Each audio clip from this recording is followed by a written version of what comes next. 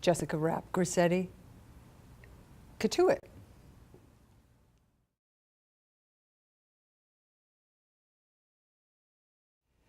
Oh boy, well, I grew up in Katuitt and went to elementary school all the way to 6th grade. And we're taping this on Halloween, so I have to tell you a funny Halloween story. One of my best memories is trick-or-treating. And I was tall for my age, going to a villager's home and being turned away because he thought I was too big to be trick-or-treating. I was only 9 years old. But I always had fun trick-or-treating with friends, spending Halloween at Freedom Hall. They always had a big Halloween parade and party and handed out candy. As I got a little bit older, maybe doing a little tricking too. I did get caught doing some tricking in the village of Katuitt. Had to do a little painting the next day. Well, a bunch of us, we got caught red-handed, as a matter of fact. I think we painted, you know, some naughty words on the kettle hoe, on the white trim of the kettle hoe. So the next day, the Irwins had us down there painting over the naughty words. I was not alone in that, though. But always the day after Halloween was exciting because you'd go around the village to see what the older kids had done. For instance, hoisting rowboats up the flagpole or putting rowboats on the roof of the kettle hoe. Toilet paper everywhere used to be the day after Halloween.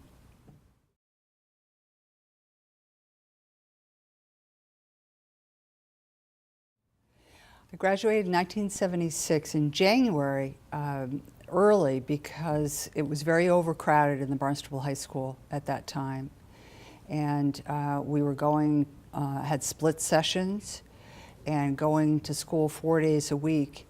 The 5th day was used to go out into the community, and for me, I volunteered at the hospital because my dad was a radiologist there, so I volunteered at the Cape Cod Hospital as a candy striper and also as a lab assistant.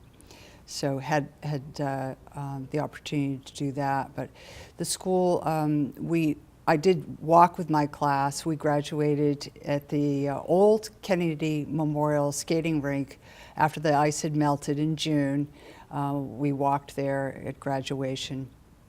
And I remember too, speaking of being tall, I was the last one to walk in the girls' line because I was the tallest in the class.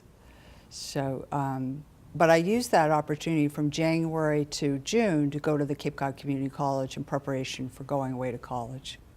So.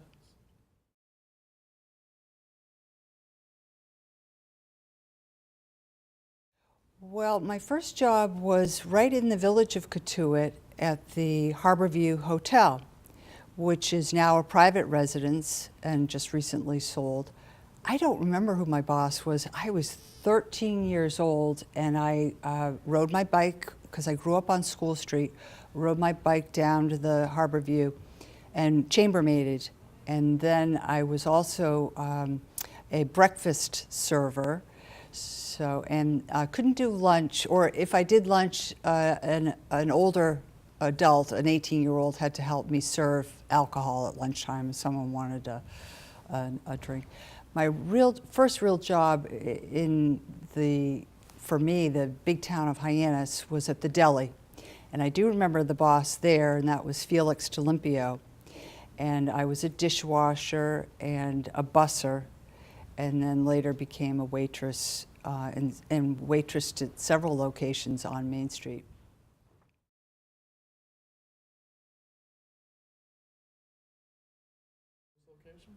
What used to be the old Hamburger Haven, which ironically my mother, when she spent a summer here, she lived on C Street in one of the cottages, and she also worked at the Hamburger Haven.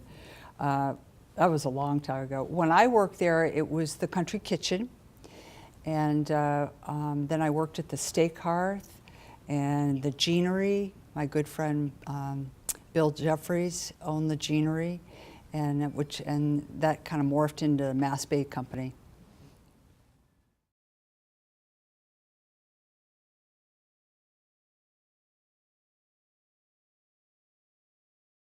Member of the town council. Wow. Well, in 2011, I was elected to represent Precinct 7. What an honor, and now serving in the leadership, it's really been a privilege and an honor to do that. I'm a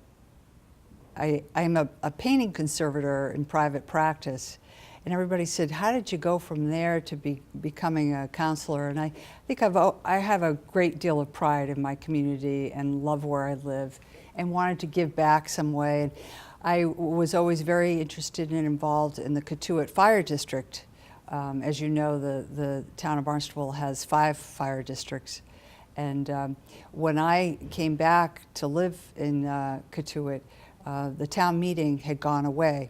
And I was really looking forward to participating in town meeting. I would have run for town meeting rep, but so when the previous representative was termed out, I decided I would put my name in and successfully ran. And it's really an honor serving as president of the council. It affords me the opportunity to serve my community and to really appreciate every part of the town of Barnstable.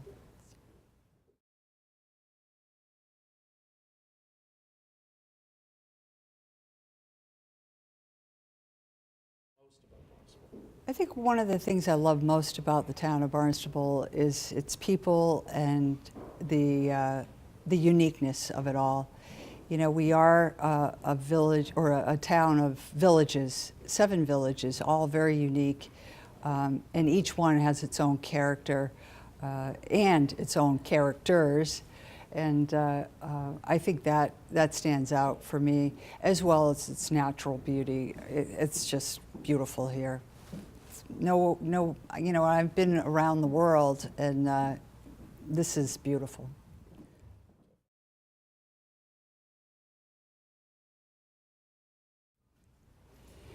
Well, let's see. I think spring is one of my favorites.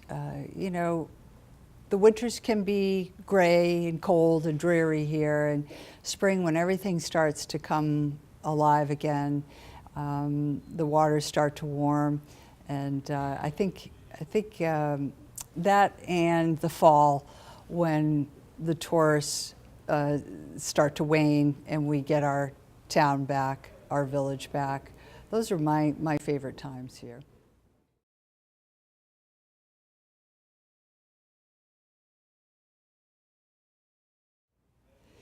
I think its people are its strengths. Everyone that I come in contact with is truly vested in their community.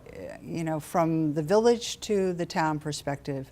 You know, the town of Barnstable is one of the largest employers in the area, aside from the Cape Cod Hospital. And all of the employees are very vested in their community as well. Most of them live here. I think that the strength of the diversity of our population is really sets us apart.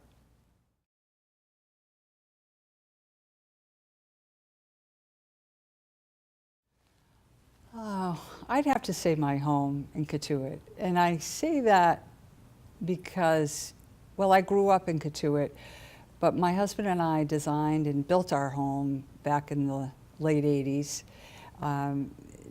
And it's a special place. I remember when we were looking for a place to buy soon after we were married, we looked, and I really wanted to live in Cotuit. And I remember spotting the lot that would become our home, and it had a special sunlight casting on it the day we spotted it. And I went back to the tax maps and found out who owned it, and come to find out it was an old family from Cotuit. And so through finding the lot, designing, building, and now creating a home, I think my home's a special place.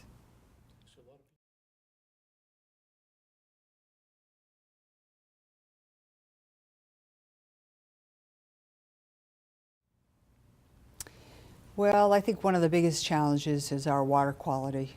Um, I'm a shellfisher person, and I try to do that throughout the year.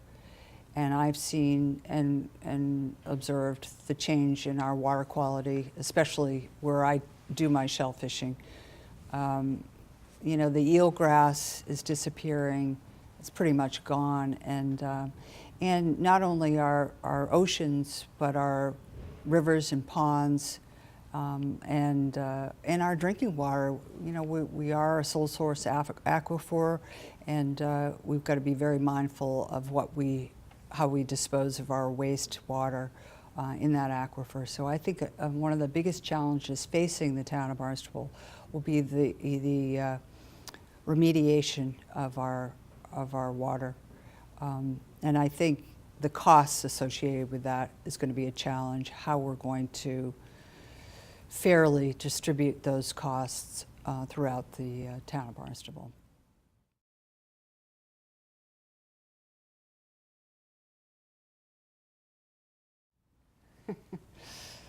Well, that's a very politically charged question, especially now in this political season. Um, I know a lot of folks, and it's been studied. Remember too, Cotuit years ago was looking to secede from the town of Barnstable. I'm not sure if I'd go that far, but I think perhaps I'd want a serious look at the consolidation of the fire districts, or at least the manpower associated with it. We have one police station, one police force and one police chief.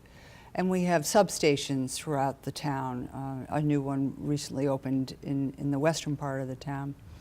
And I'm not sure if maybe that might be a good formula for the fire departments. One chief, but substations throughout the villages. It might help to save monies for the residents. So I might want to look at that a little bit more.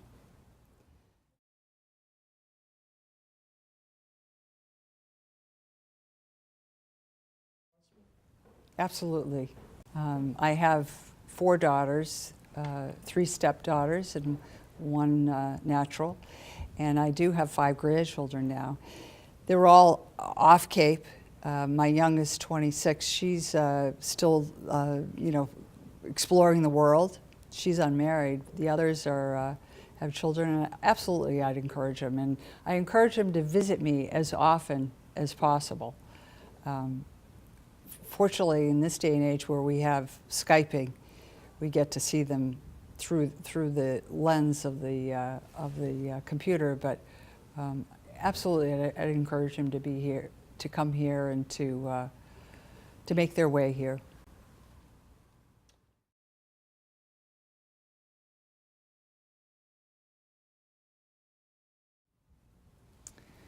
Well, I bet you hear this a lot too. The day I got married. That was a big one. It was a big one for me because I got to walk from where I grew up, my homestead on School Street, just right down the street to the church where I was married to my husband, Carl, in the 80s. That and probably the birth of my daughter in the early 90s. Those are 2 pretty special days for me.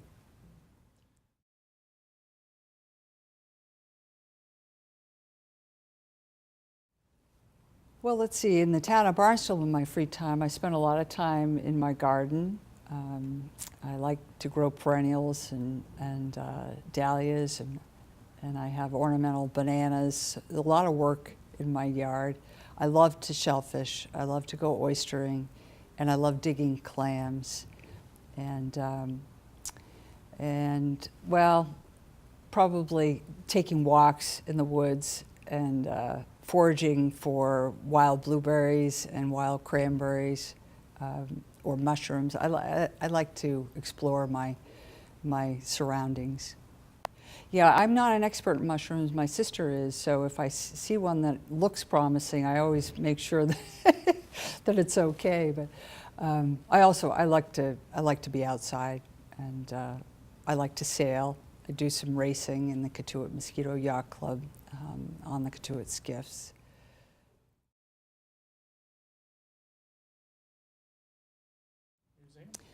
Well, my mother was and is, and she's still living, my mother and father were the founders of the Cahoon Museum of American Art. My mother and father had been collecting American art for many years, and it was their love of art actually that got me very interested in my profession as painting conservator. I used to go with my folks to a fellow off Cape who's since passed, and they'd bring their paintings with tears in them and all dirty, and then pick them up and they'd be beautiful. They'd look like brand new paintings. That always fascinated me. So their collecting resulted in my mother wanting to establish an American art education museum. And the Cahoon, I'm still involved. There's always a member of our family on the board, and they've done tremendous input to the community as far as art and education. They bring great shows to the community. I also have a great deal of love for the history of our community, especially Cotuit. My grandmother, who lived right down the street, we used to call her Gram in the Red House. She lived in the Red House, right across from the church where I was married, all very, very village-oriented. She was one of the founders of the Historical Society, and she instilled in me at a very young age my love of history. I became a docent at the Historical Society when I was about 7, and she used to dress me up, and I'd give tours of the old homestead, the Doddridge Homestead, which is a 19th century Cape house that was moved from down Cape to Cotuit. I later became the president of the Historical Society, and I'm still very involved there. And I think it was 2001, I co-authored the history of Cotuit with Jim Gould. We wrote a book about Cotuit together. Jessica Rapp, Grassetti, Cotuit.